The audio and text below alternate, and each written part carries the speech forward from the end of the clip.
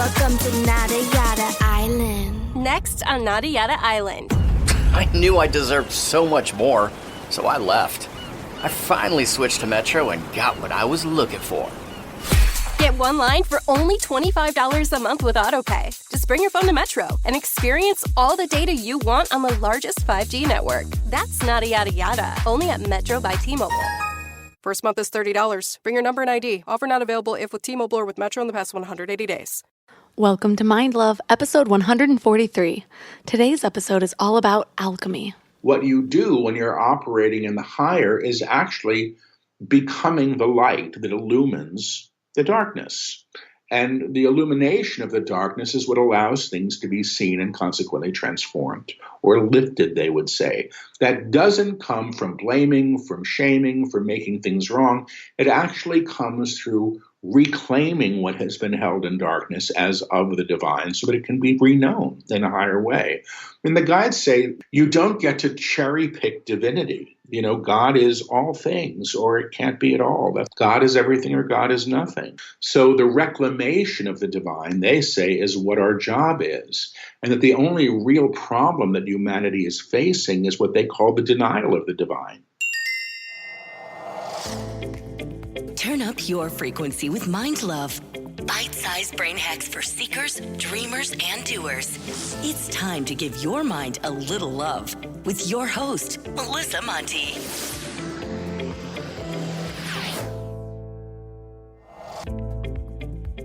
Hi, friends.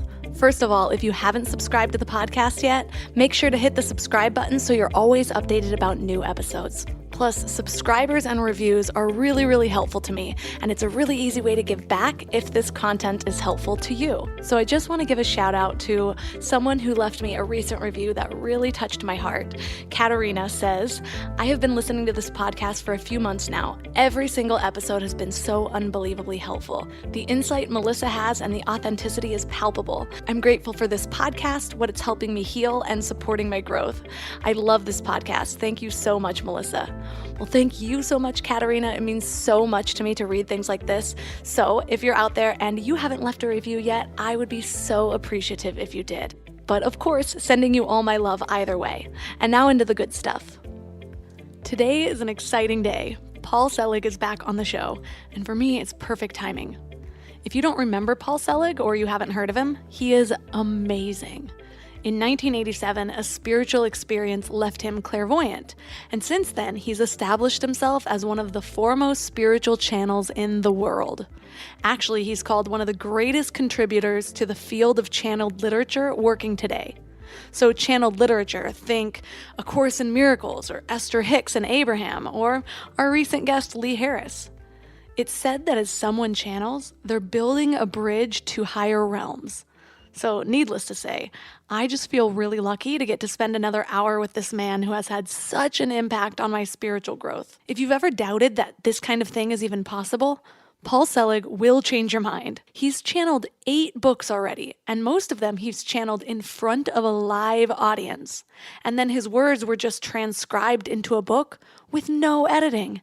And all of the contents of these books is just mind-blowing. So I figure when the future feels more uncertain than ever, who better to speak with than someone with direct access to the realm of truth and love? And you know what? Let's be real.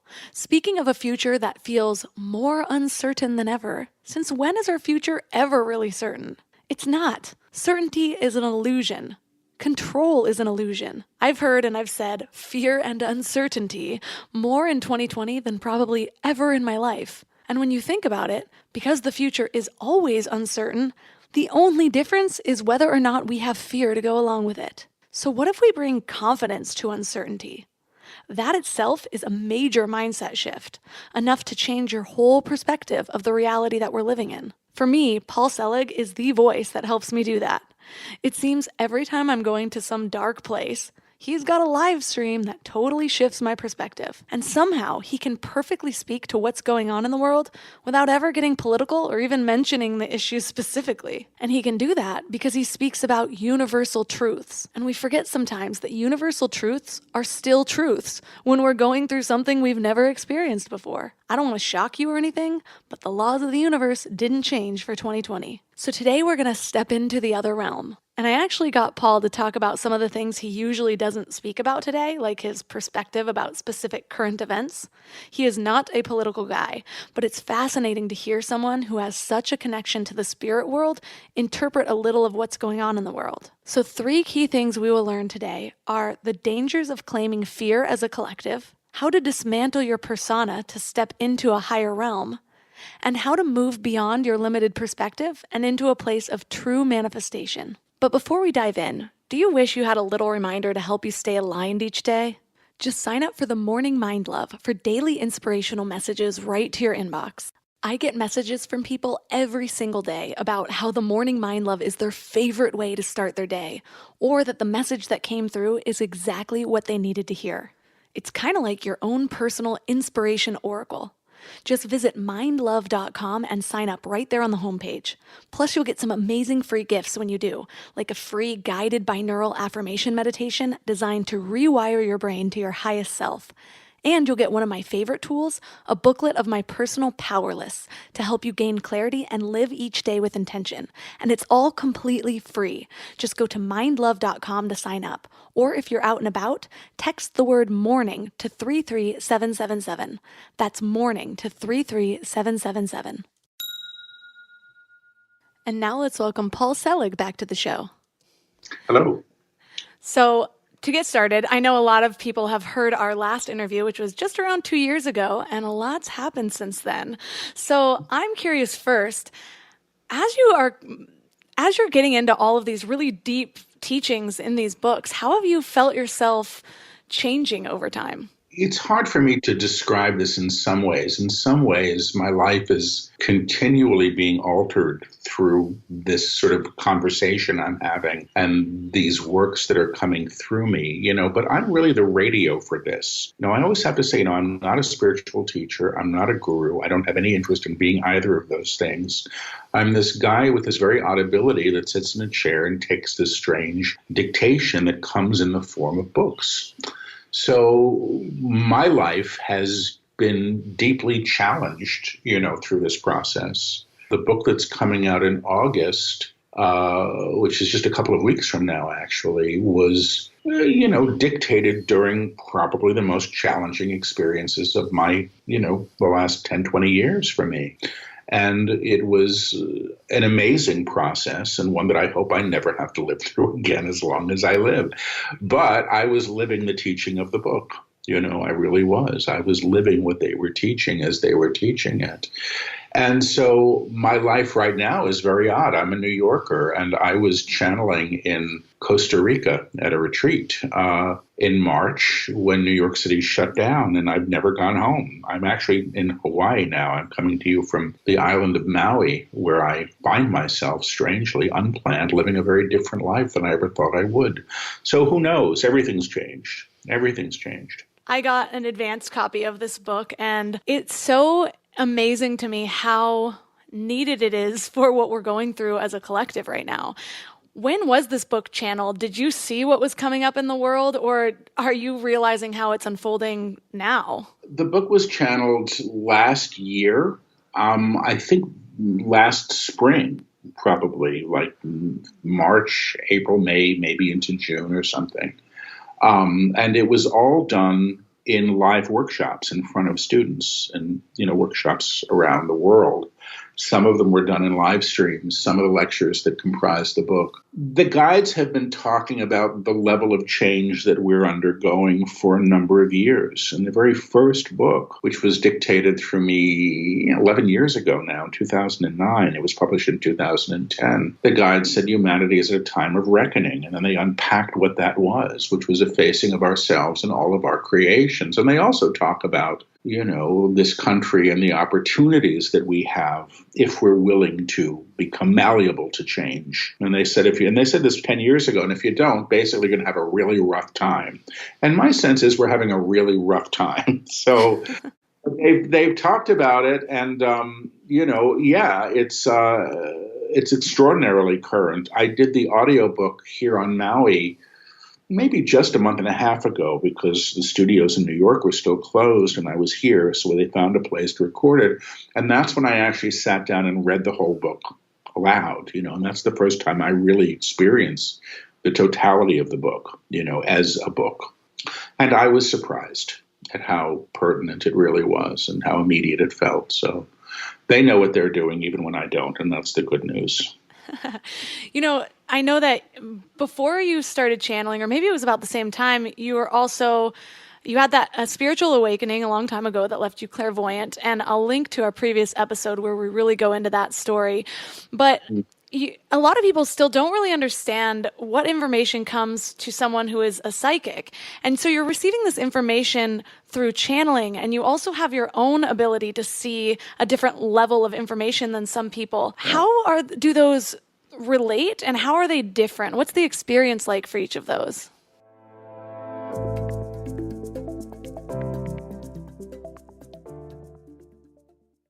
Before we go deep today, I want to give you a little gift, and I want to give it to you every single day. It's called the Morning Mind Love. I know how life can be. You're all fired up after an inspiring episode, and then a new day or a new challenge comes at you, and it's just hard to keep up that energy. Well, the Morning Mind Love is kind of like an oracle from your higher self to help you start each day with a positive focus. Plus, when you sign up, you get 2 free gifts, a 30-minute binaural meditation and 30 days of journaling prompts to help you remember who you truly are. And it's all completely free. So join over 9,000 people and go to mindlove.com to sign up, or text the word morning to 33777. You know what I love about the start of a new year? It's kind of like opening a fresh notebook. 365 blank pages just waiting to be filled with your story. But sometimes we get stuck trying to write that story alone. Maybe there's a chapter you've been wanting to revise, or maybe you're just ready for a whole new plot twist in 2025. But here's what I've learned from my own journey with therapy. It's kind of like having an editorial partner for your life story. Someone who helps you see the patterns that you might have missed, who gives you the tools to write stronger chapters ahead. And that's why I'm so excited about BetterHelp. They've made therapy accessible and easy, serving over 5 million people worldwide.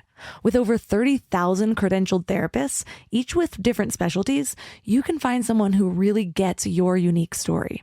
But what I love is how flexible it is. Everything is online, and you can easily switch therapists anytime at no extra cost until you find the perfect fit. And it's not just for people that are dealing with major challenges. Therapy can help anyone become the best version of themselves. So write your story with BetterHelp. Visit betterhelp.com/mindlove today to get 10% off your first month. That's BetterHelp, HELP.com/mindlove.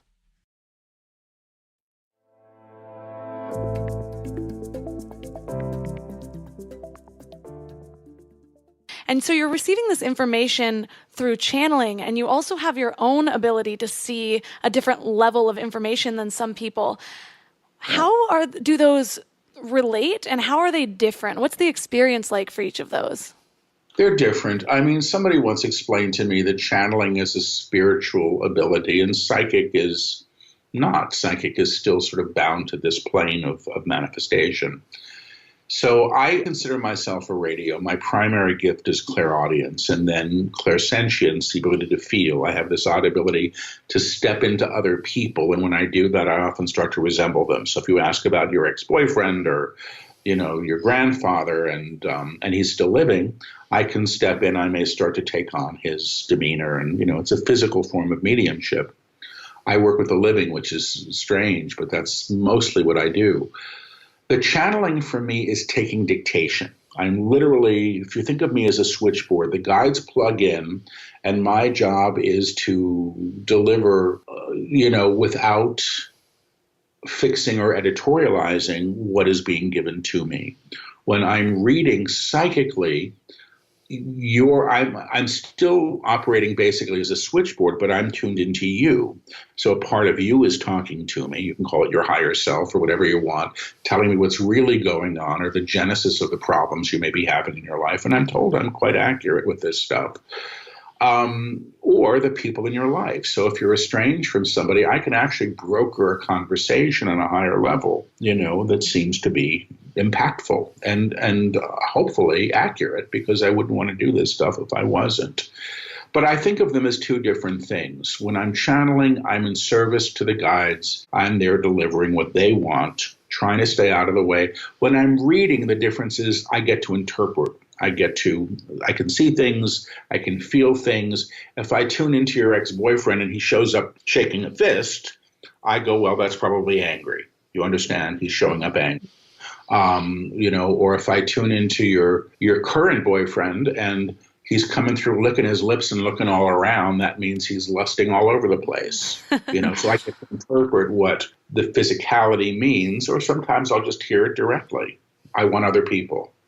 This isn't satisfying. Okay, well, this is what I'm hearing. And I just render it. Then sometimes the guides will come in with some sage wisdom that I wouldn't get about how to work with the situation. But I don't feel that the guides that I work with, I don't know that our personal comfort is their priority. They're here to teach. And if we're uncomfortable, probably that means it's because we're having an opportunity for some growth. And that's a good thing, even if we don't like it. There's just something about your books for me that almost every line seems quotable, which is amazing. But one of the quotes that really sat with me, it was towards the beginning, but you said, "The gift of the times you sit in, humanity at a crossroads, is the gift of the unknown, the unseen, the unprepared for. How can I prepare for a future when all I have trusted and believed in seems to be falling away?" So with that, we're really talking about the uncertainty of everything that's going on right now. And I know so many people are afraid, or they're finding it hard to tap into their higher selves because so much of what they know has fallen away. And I know you've been doing a lot of different live stream workshops around this, but what do you find the guides are really saying to us at this moment? That this is a time of enormous potential if we allow it to be that. What I suspect we try to do as a way to sort of maintain some semblance of control is to either try to fix things to get them back to what we think they should be or were, or we try to create a frame to try to understand these things that are so challenging to understand. We try to find out who to blame or what to blame, or all of these things seem to be ways of sort of grappling with the enormity of what we're beginning to experience. And it's understandable. I suppose it's human nature. But the guides say, and it may even be part of that quote, and I remember reading that quote in January when I was really going through it. And I saw this quote really landed, and it was right before COVID hit, and it was enormously helpful. But they said, the path is lit as you walk it and not a moment before. The road before you is lit as you walk it. And what that means is we don't have the guarantees that what we think should be there based on prior prescription. We don't know that it will. But what we must, I suspect, begin to do is understand that the opportunity that's being presented here, which is great change, can be beneficial to us if we start attending to it as such. And that doesn't mean blame those people or blame the person next to you or blame the system. It means, everything has the opportunity to be reknown in these times. The guides teach this claim now. They call it, "Behold, I make all things new," which is the realization of the divine in what you see. And the guides say this, and it's a very simple way to attend to some of this stuff. And it's challenging, but they say very often, what you damns you back. What you put in darkness calls you to the darkness. Who you put in darkness calls you to the darkness. And that's because that's vibrational accord. That's just the law. That's how it works. But they also say what you bless. And they say to bless something is to know or to realize the presence of the divine or God or whatever you want to call it, where the thing or situation is, blesses you in response as well. And how we work with this, I suspect, may support whatever we get to experience next. So I think we have to sort of make friends with the unknown and the uncertainty. I don't like to be there. I'm a security junkie. I love to know if I found a restaurant that I liked, I would eat in it every night for the rest of my life, and I wouldn't complain. I like my habits and my rituals, even when they're not very good for me, and I don't even get that anymore. I don't have the luxury of any of that stuff. Yeah, I always joke that I often will read the last few pages of a book just so I don't have to go through the anxiety while I'm reading it that something unexpected is going to happen. But it's interesting too, because I know one of the things that I've been tuning into that I've learned from this book is trying to align with the idea that what I'm holding on to, what I think that I want, is not necessarily in my best interest. And there was a part of the book that said something about making idols of, because you made idols of your relationships or your personalities or your careers, when something's taken from you, the God that you prayed to has failed you and you are alone. And so I'm thinking of that and I'm like, what is our life like? What are we idolizing with commerce and with just money and accruing objects, rather than trying to find who we really are beneath all of that? And because that's being taken, it might not be such a bad thing. I agree with you. I mean, it's been my experience, it may continue to be my experience, that, when I get attached to an idea of who I'm supposed to be or what things should look like, I tend to be taught through the release of those things. It becomes a way. When I first got into this stuff when I was 25, I'd been raised pretty much an atheist. So I thought this was for stupid people, maybe deluded people, but no, I wasn't interested really in any formal sense. But it came at a time when my world as I'd known it was sort of crashing around me. It was, I had just quit drinking. I was, my friends were all dying of AIDS. It was the height of the AIDS epidemic. I was 25. I'd gone from some privilege, I was a year out of Yale with a graduate degree, to being essentially penniless, in New York. It was a shocking time in my life. And also a really astonishingly, powerfully life-changing time for me. And I look at where I am right now, and I'm in it again, and I'm really grateful because it's a much gentler experience than that was. That was like, getting dropped on a new planet, and it wasn't a very happy one. And when I left New York, I left for a week. My dog was with a sitter. I had an apartment in New York that I was letting go of, and a new one that I was moving into that I was really kind of proud of, my fancy new apartment. I had a suitcase full of clothes, and I've been living for the last 4 months in tiny houses, rentals, with basically the essentials. I've been not uncomfortable in that one suitcase. And what I'm finding is I miss the dog. I don't care about the other stuff. It doesn't really matter. And I don't know what I'm going to do next now. It doesn't really matter. And I'm not an old hippie, I'm somebody that wants a comfortable chair, and like pretty things, in my home. And I don't care. So, I don't care about a lot of the stuff that I thought I should again.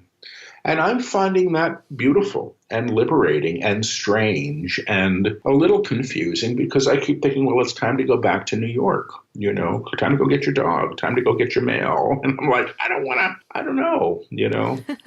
So we're all in this in different ways. I have luxury problems now. I'm on Maui. It's a beautiful place to be, and it's been a safe place to be in some challenging times. And New York, when I got here, was not, and now New York is in pretty good shape. But yeah, what you're talking about is idolatry and what we make our God. If my career is my God, or my status in society is my God, or my marriage or my partner, if I think my partner is the source of love, I'm probably going to get some hard lessons. If I think that my job is the source of my income, then what happens when the job goes away? And we're being asked in some ways to sort of say, okay, what is source? What is the source of all things? That's how I understand it. Yeah, and what I keep coming to, and it seems like so many messages from you, from other teachings that I'm learning right now, is just a reminder that all these things that we're idolizing, it's like making an idol of something outside of ourselves, of something separate from ourselves. When so much of this teaching of alchemy is realizing that we came out of spirit, like the waves from the ocean. Each wave isn't separate. It's all one.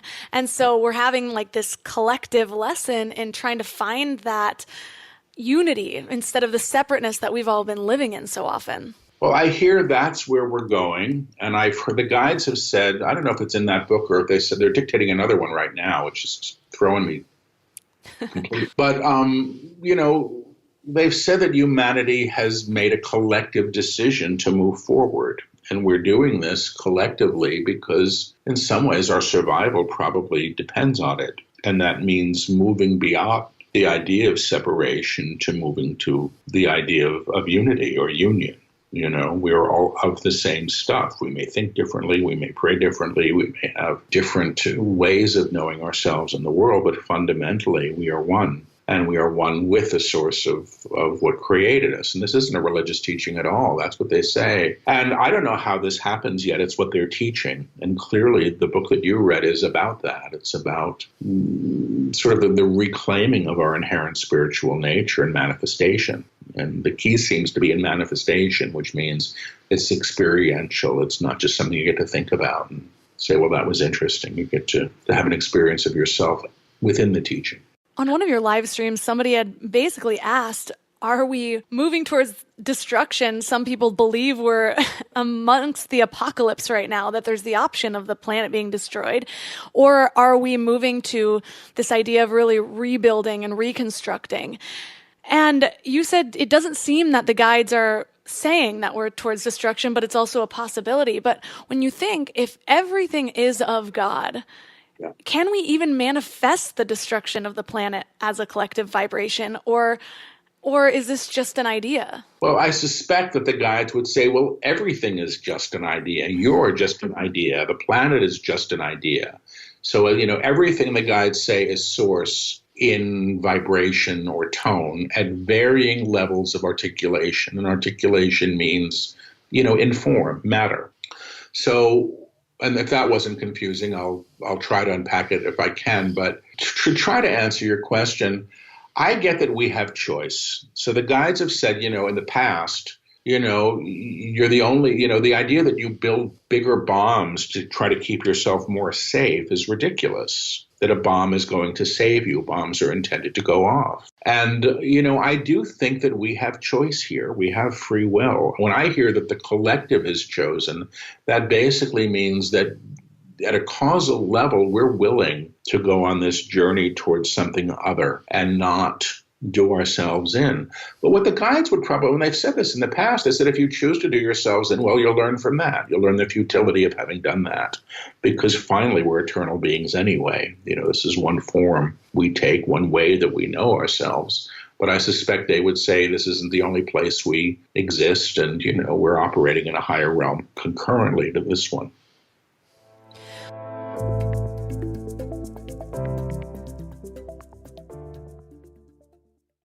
You know what's crazy? After all these years of hosting Mind Love and talking to some of the world's leading experts, one of the biggest eye-openers for me has been just how much our gut affects, well, everything. When my gut feels good, my mind feels clear, my intuition is stronger, and I just feel more balanced. And that's why I'm excited about Zoe, a science-backed nutrition company that is totally changing how we understand our gut health. They've created the most scientifically advanced at-home gut test and built the world's largest microbiome database. So when you get your results, you're not getting generic advice. You're getting insights about your body that other companies just don't have the data to provide. There's also just so much misleading health information out there. Food companies even pay influencers to promote ultra-processed foods as healthy. And that's why I love that Zoe relies purely on science. Real science. Their randomized controlled trial showed that participants were 4 times as likely to report better sleep and more energy, all thanks to the info from the largest microbiome database on the planet. So go to Zoe.com and find out what Zoe membership could do for you. And because you listen to Mind Love, you can use the exclusive code MINDLOVE10 to get 10% off membership. As a Zoe member, you'll get an at-home test kit and personalized nutrition program to help you make smarter food choices that support your gut. That's Zoe.com. Use MindLove10 at checkout. Trust your gut. Trust Zoe.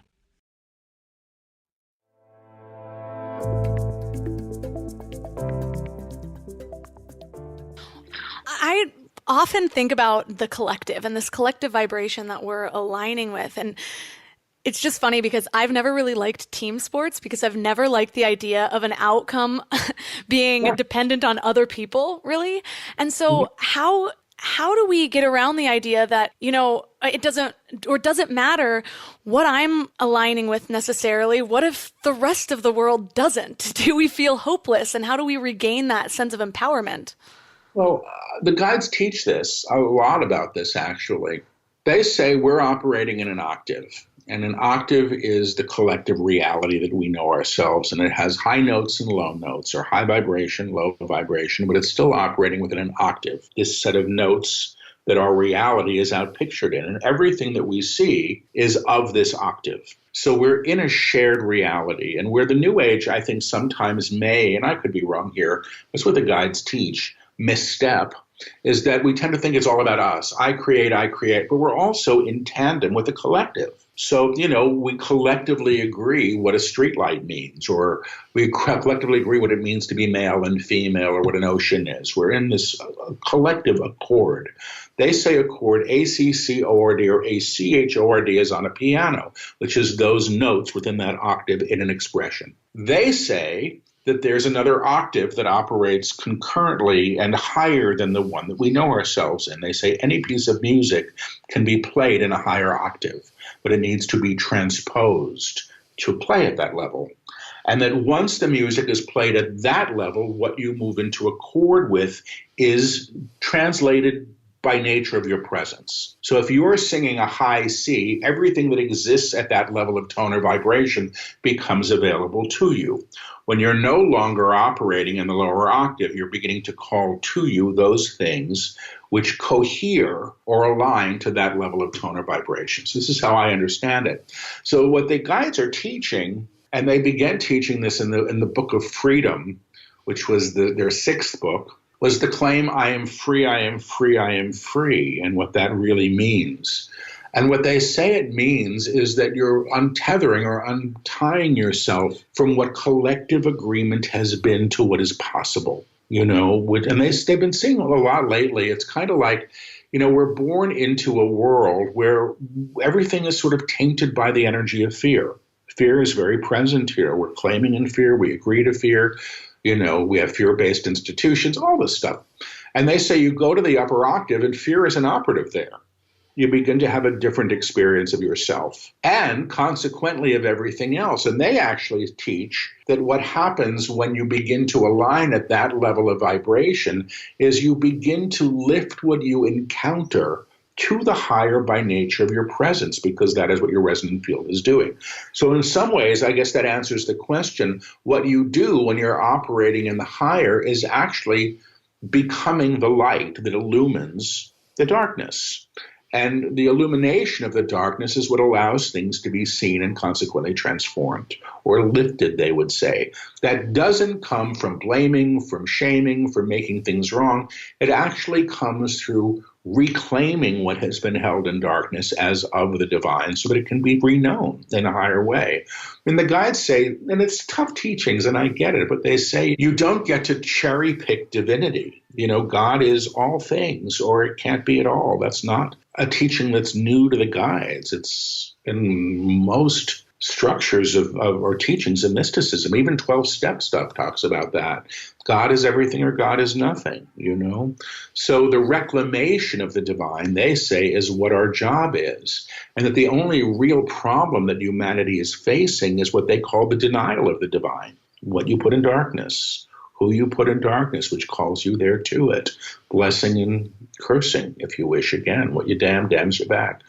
So this is how I understand it. So the world, this is what they're teaching now in the next book, which is just blowing my mind. If I get through it, they're really teaching of how this happens, how consciousness impacts matter, and how the world that we see is reclaimed. They talk about the kingdom. And they say the kingdom is the awareness of the divine in all manifestation. And then what we're doing when we operate in the higher octave is we claim the kingdom. We bring the kingdom into being by vibrational accord.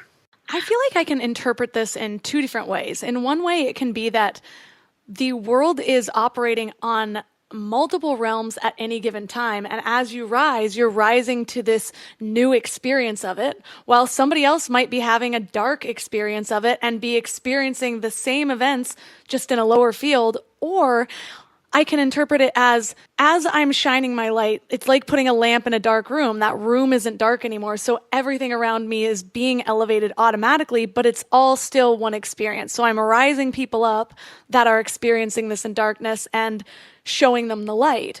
Which do you interpret it as? My job is to deliver what I hear, and I have my own opinions about some stuff. They said in a teaching just a couple of weeks ago, I think it was in a live stream class, might have been for the book, but the book is being done with some people, present, because I can't do it without a witness. They talked about the fact that we're right now in a valley, a shadowed valley, and we are given the opportunity to move beyond that, which means climb up the side of the mountain, on the other side of the valley. And some people, they say, are going to want to choose to stay in the shadows, learn their lessons there, and they can do that. But what you do is you go up the side of the mountain, you shine the light that you are, and you bring those that are still operating in shadow to the light. You do that through, it's really a teaching of co-resonance, not proselytizing or fixing.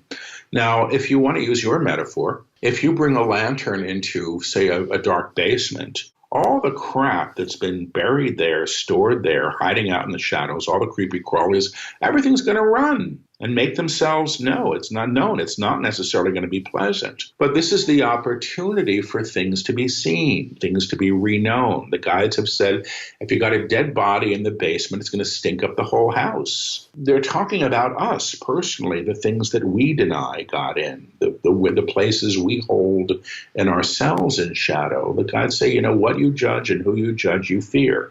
And the action of fear is to claim more fear. And that doesn't mean don't be discerning, because I think there's a big difference between discernment and fear. They said in a dictation this morning, there's a rattlesnake outside, you don't want to step on it. Don't step on the rattlesnake. That's discernment. You don't deny the rattlesnake is there and pretend it's not there, but you're not foolhardy with your choices. So my understanding is that what they're teaching is you become the light.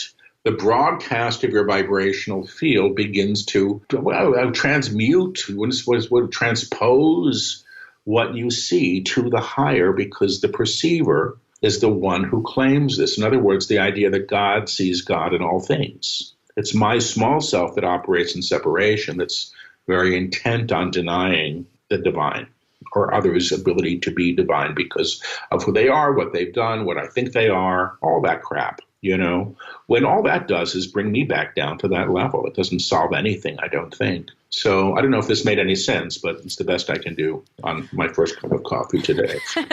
No, it makes perfect sense. And it reminds me of a quote in the book that says, everything that's being claimed is being claimed by the collective to grow through. Yeah. And what worries me sometimes, though, is we know that we have this media that's just so intent on instilling fear. And I see these headlines sometimes that frustrate me where it's like, America's losing fear of the coronavirus, and this means the worst. Like keeping the fear is somehow going to protect us. But another thing that you say, or the guides say in the book, is when you align to fear, you align to an idea of what could be, and you actually create from that idea and align to a potential that you would rather not live through. So we're manifesting the worst case scenario the more that we are living in fear. Is that right? Not necessarily in this case, I want to say. And I've thought a lot about this, but I'm a 50-year-old man. When I was in my early 20s, 21, people started disappearing and dying rapidly all around me in New York City when I was in college and grad school and in the years beyond that. People were dying of AIDS in weeks, and there was no cure. And then they found out that if you had something called safe sex, you might not get sick. And that was prudence. Prudence is not acting in fear. Prudence is being safe. Prudence is being careful, full of care. I think that that's a good thing. And so that's where I come from. So it's not about don't do this or do that. In my mind, it is about being mindful and aware. So I don't think it's all fear. I agree about the media espousing fear, but I don't think that doesn't mean one isn't prudent or thoughtful about the well-being. So, I'm somebody with an 85-year-old mother in New York, and I'm overweight, and I wish I weren't, but I'm aware of the risks that I take. And I don't think that this is a fake thing. I think it's a real thing. And I think how we attend to this thing is always going to be at the level of consciousness that we hold. This isn't to make anybody wrong. People can choose what they choose. My choice is not about being fearful. It's about trying to maintain a healthy level of discernment.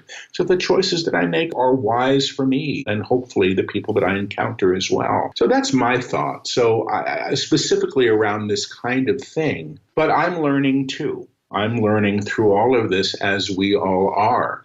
But, when I channel, I work with the prayer of protection. And people say, well, why are you saying that there's fearful things out there?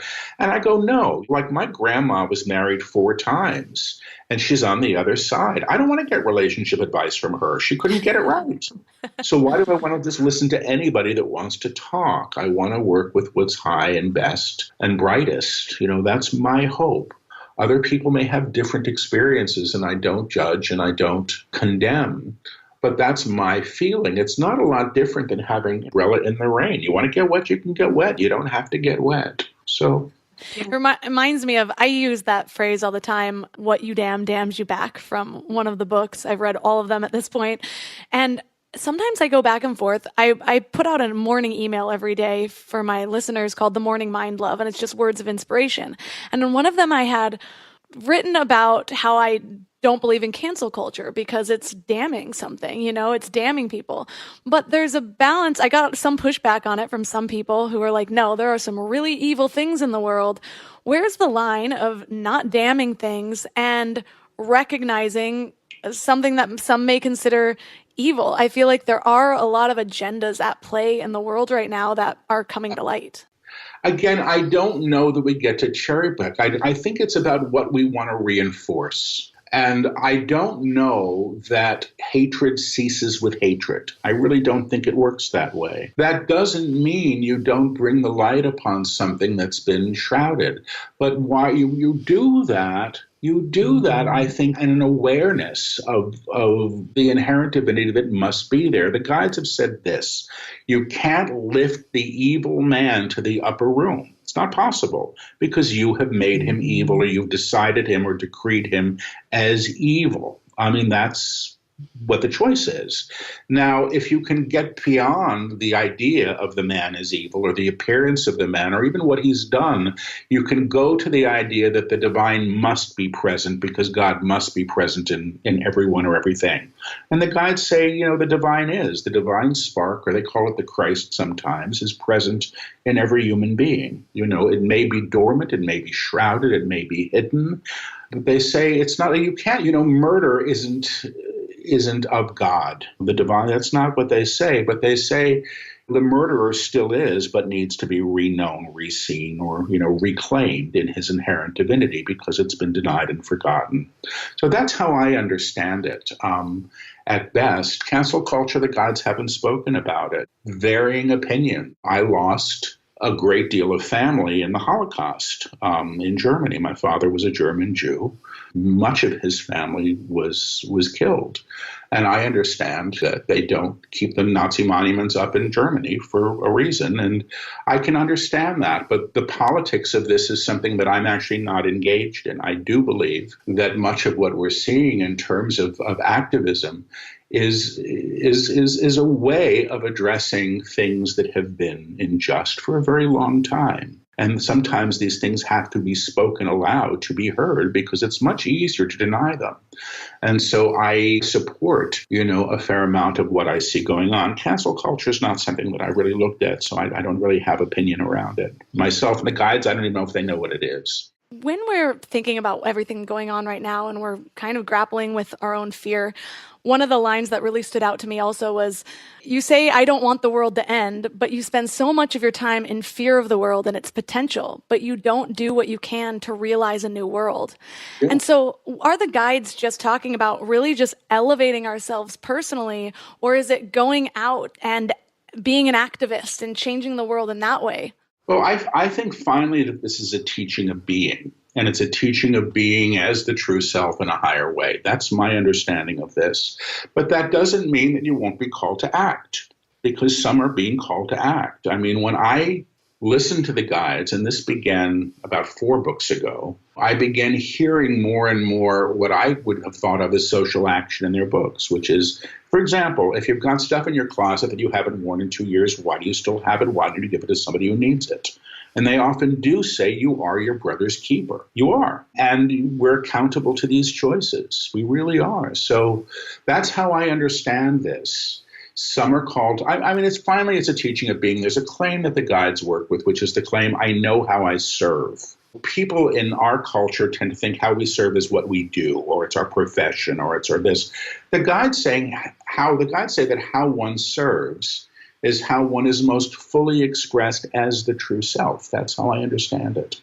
This book talks a lot about the Christed self, and it said the Christed self is the action one engages in when she knows who she is. And stop assuming yourself to be other than who you are. You are revealed as what you've always been. And I've really been trying to step into that idea of the Christed self. And even at times when I feel myself in a low vibration, just going to a higher version of myself. And what would she say? Yeah. Well, they talk about the upper room that way. The upper room, they say, is the level of consciousness or vibration. They call it Christ mind, Christ consciousness, for lack of a better term. But they say it's a level of vibration that's not operating in fear. Go to the upper room, and that's what this book teaches how to do, and how to begin to understand the passage from the lower to the higher. I do think, and the guides have said this, and this may answer one of your questions, and this was in the Book of Truth, and this was dictated before the last presidential election, which was an interesting time, given everything that we know that's happened since. But they say, what we're about to experience is the equivalent of an archaeological dig. And things that were buried 5 days ago and, 5,000 years ago are all being brought to the surface. And the reason for this is so that they can be brought to the light, to be reseen, to be transformed. Not so that we can blame and condemn and shame, but the idea is that all things can be made new by the realization of the divine. That's what I understand. That doesn't mean we make apologies for things or we pretend they didn't happen. It's not about spiritual bypassing. It's certainly not about pretending that somebody didn't do something culturally we would disagree with. It's not about that at all. But it is about the opportunity for everything to be reclaimed. And they say if you look at a backyard that looks like an archaeological dig, it's a mess. It's a mess. And it's going to be a mess for a little while because there is great opportunity that comes from this. So that's where I hang out. I hang out in the hope of the opportunity that it brings. Okay. The visualization I got was when I tried to Marie Kondo my bedroom, and she makes you take out everything from your closet and lay it out and then decide what you want to keep. And it reminds me of just a quote in the book where it says, realization is not an abandonment of the old, it's the reconceiving of it. So it's just seeing things in a new light. Yeah, well, that's the opportunity. I taught college for many, many years. And I realized early on that if you had a student who thought he or she was stupid, the way to teach that student was not to confirm or agree to their idea of their own stupidity. It was to see the inherent brilliance or potential that the student has. And then people can flower, they can shine, they can lift to that vision. And I think that the same is true for what we see. We need to look beyond the idea or the names things have been given to the divinity that I hope, if the guides are to be trusted and believed, is present in all things, even when we decide or pretend that it cannot be so. Well, thank you so much for everything that you shared today. I know that your teachings especially have been really pertinent in helping me lift the world to my tone, or just seeing things in a way that isn't so dark and gloomy, and the possibility of what could be. So for listeners who are really resonating with you, is there anything that you'd like to lead them to, including your new book? I have a website. It's just my name. The book is in bookstores. It's called Alchemy. That's coming out now, and it's available online, Barnes & Noble, Amazon, Indie, all those places, or bookstores. And if you find this work interesting and it speaks to you, that it's a benefit. That's all.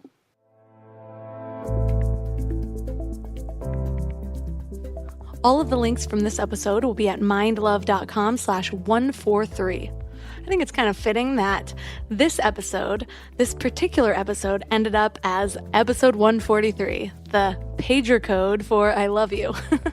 Oh, pager code. Who remembers that? Did I just show my age? If you haven't yet gotten into Paul Selig's teachings, I highly recommend them. I love the audiobooks. There's something about his voice that just lulls me into this trance state, which makes it perfect to receive the information that he's giving. But everything that he says is just so mind-blowing. If you're looking for a book to start with, I recommend I Am the Word. It's his very first one, and then just go in that order. But honestly, you can pick up any of the books and start from there, so just follow your intuition. He also offers a bunch of different live streams, both paid and free, so you can find his YouTube channel. But I will tell you, when he is channeling in real life, live, he does this interesting thing where he whispers under his voice and then repeats it, which first of all just makes it even more unlikely that anyone could fake something like this, because the speed at which this goes, I can't even reenact it without getting confused. So you can just see the flow happening. But it's totally worth it to just witness it for a while, but it can be a little bit harder to follow along with it. Still recommend it though. I like to tune into his live streams about current events because it always just shifts my perspective. What's really cool is he says that the books actually align your energy, whether you read them or listen to them. Something about it is preparing your energy for your next level. So whether you believe that or not, it's still a cool aspect. I have definitely noticed a shift in my spirituality, just a deepening with my understanding of self. So again, I am a huge fan, highly recommend it. If I was leading you towards one spiritual mentor, Paul Selig would be it. Also, I am opening up Mind Love's Inner Circle again this week to bring in some more members.